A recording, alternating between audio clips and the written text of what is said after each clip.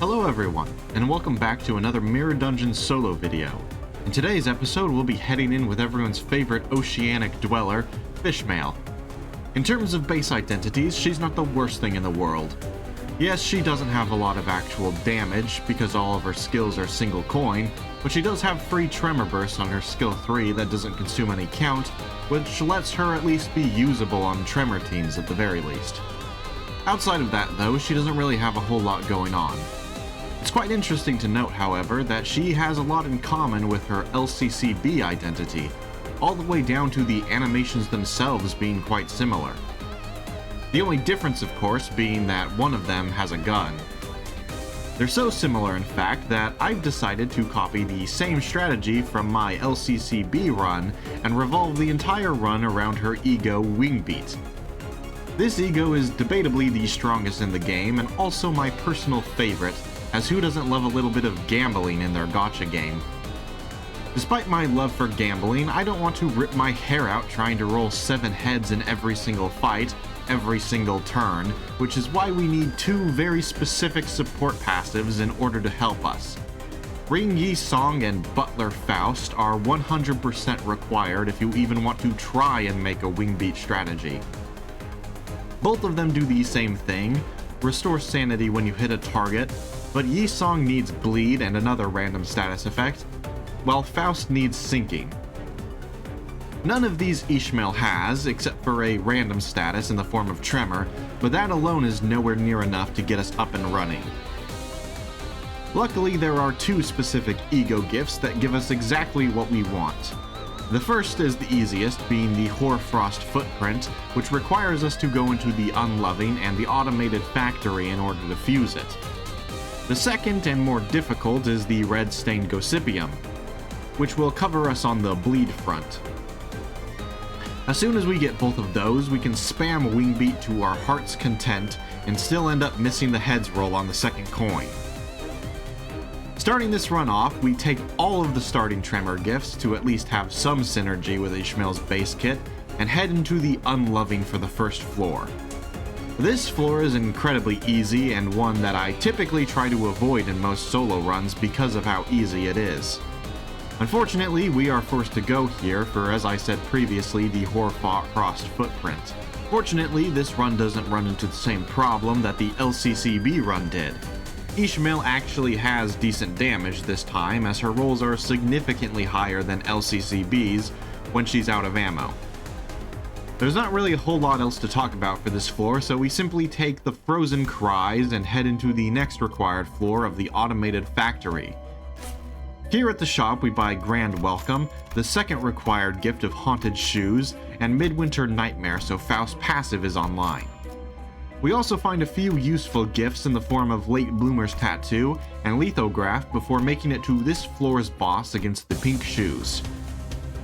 This is incredibly easy, and honestly, Ishmael doesn't even need Wingbeat in order to beat it. In fact, the only reason I use it here is to both turn off Ishmael's lust weakness, as well as just because it's fun. Wingbeat absolutely trivializes most fights, as it is more than capable of one-shotting most enemies, even a few bosses. Still though, I do try to at least take down the robot without it, which certainly takes a while, and honestly the main reason to use Wingbeat is just to save time.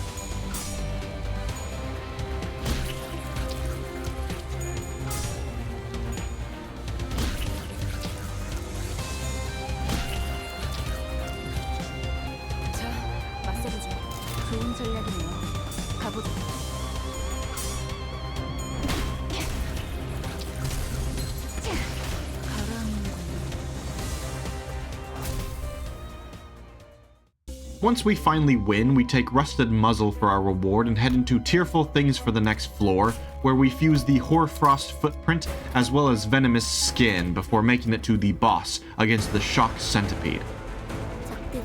His whole gimmick about staying alive after you beat him is pretty simple to deal with, as you generally have enough clash power to beat him most of the time.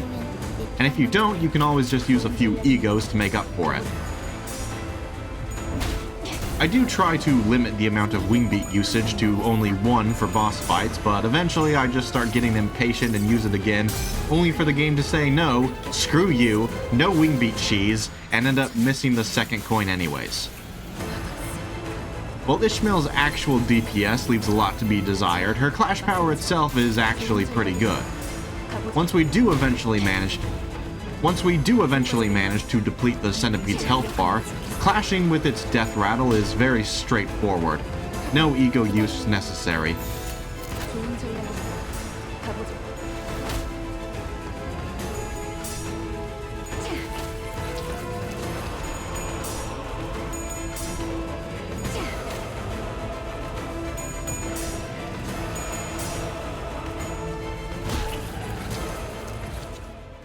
이만하면 순항이죠. 좋은 전략이네요. 가보죠. 그래요. 그렇게 가만히 있어요. 상처는 고기는 맛없습니다.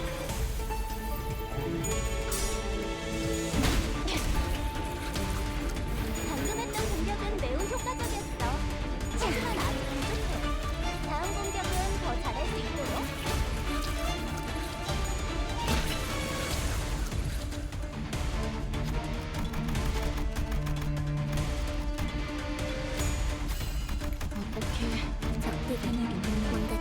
좋은 전략이네요. 가보자. 뭘 잘못했는지 아는 것부터가 시작이 됐어. 놀라운 능력이네요. 적을 완벽히 파악하고 있으신 거군요.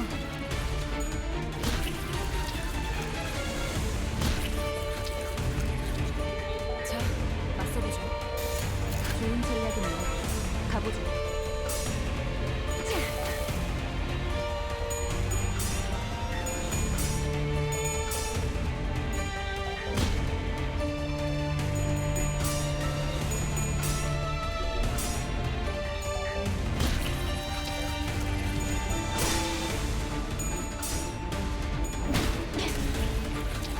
종이 하나가 끊어졌네요. 이제 좀 수월해지겠어요. 아까 작살내놓은 부위 덕분 좋은 전략이네요. 가보죠.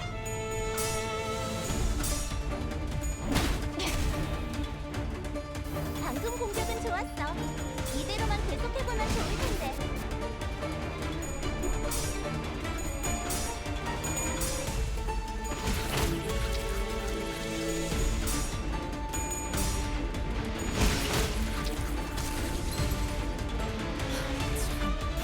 좋은 조금만 더 해보죠.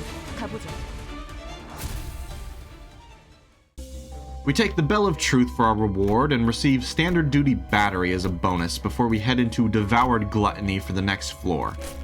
Here we buy Painkiller and Eclipse of Scarlet Moths, while also finding Illusory Hunt and finally fusing the Red Stangosipium, finalizing our build. With that, we head into the boss against the Fey Lantern, a boss that I genuinely don't think would be possible without the Wingbeat strategy. In fact, I'm still traumatized by this thing and am absolutely terrified of it. If you don't know what I'm talking about, go watch my Lantern Dawn Mirror Dungeon 3 solo video. Back then, this thing was an absolute fucking nightmare for solo runs, and I honestly still don't 100% know how it works. Half of this fight was literally just me staring at its abilities, trying to figure out how the thing worked. I think in solos it starts with 0 charmed, and if you don't defeat the fairy before it uses a certain skill, you get charmed and then insta-lose the fight. But that's entirely just guesswork and could be just flat out wrong. The big thing to take away from this, though, is that it is entirely impossible for Ishmael to defeat the fairy in time, meaning if we were not using this Wingbeat strategy, this fight would be an instant run killer. Luckily, because Wingbeat exists, we can for the most part completely ignore the bizarre and confusing mechanics of this fight and burst it down. although that is a little difficult to accomplish as multiple uses of Wingbeats become more and more difficult to get reliable RNG. 좋았어. 이대로만 계속해보면 탄력이 잘 좋은데. 드네요. 아마 그 공격이 약점이었겠죠? 쨍그랑 부위가 조각났어. 계속해도 돼. 좋은 전략이네요. 적을 난파시켰습니다.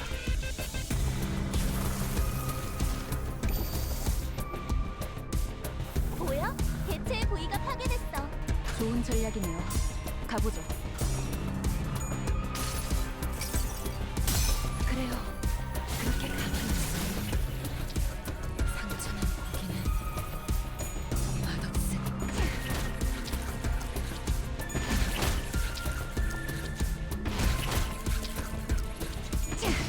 가라앉는군.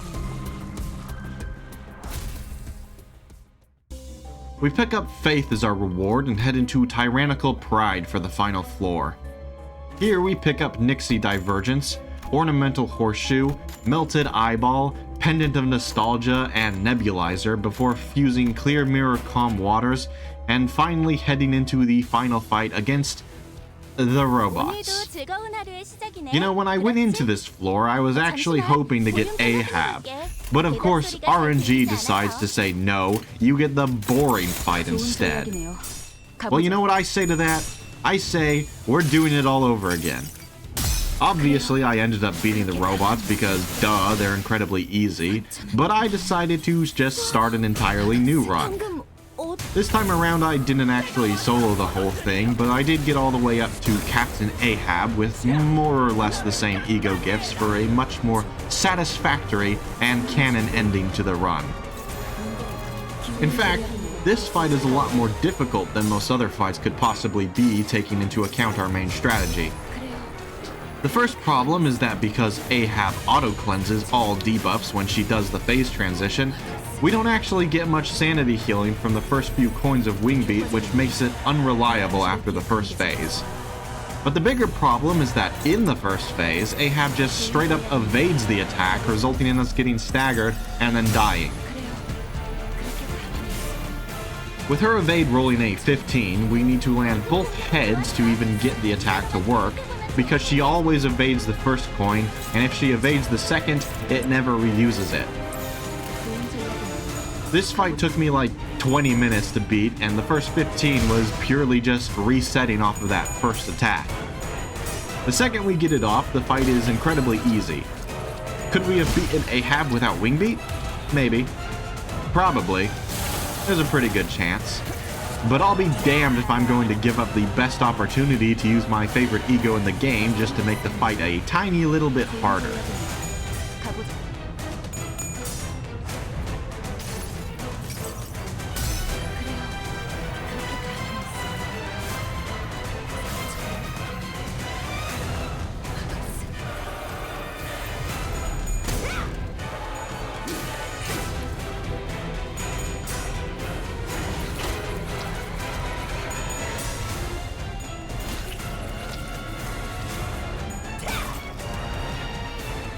나만 믿고 다들 집중해줘. 좋은 전략이네요. 가보죠. 그래요. 그렇게 가만히 있어. 맛없으니까. 대성공이야. 정말 신나. 노래 부를까?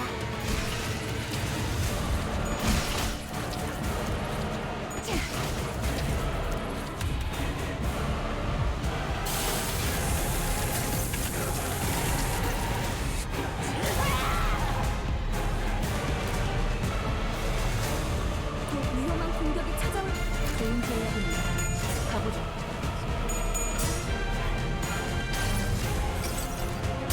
그래요. 그렇게 가만히 있어. 맛없으니까.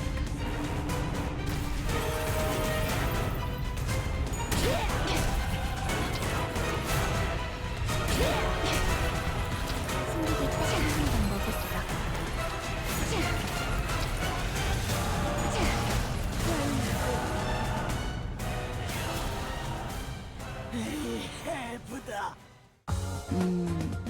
솔직히 이번엔 좀 잘한 것 같네요. 그렇죠? And that's how I soloed Mirror Dungeon 4 hard using only Wingbeat. Was it a challenge? Not really, but it was fun, and that's all that really matters. Anyway, that's all from me. Like and subscribe to not miss next time where we'll be using this individual. Goodbye!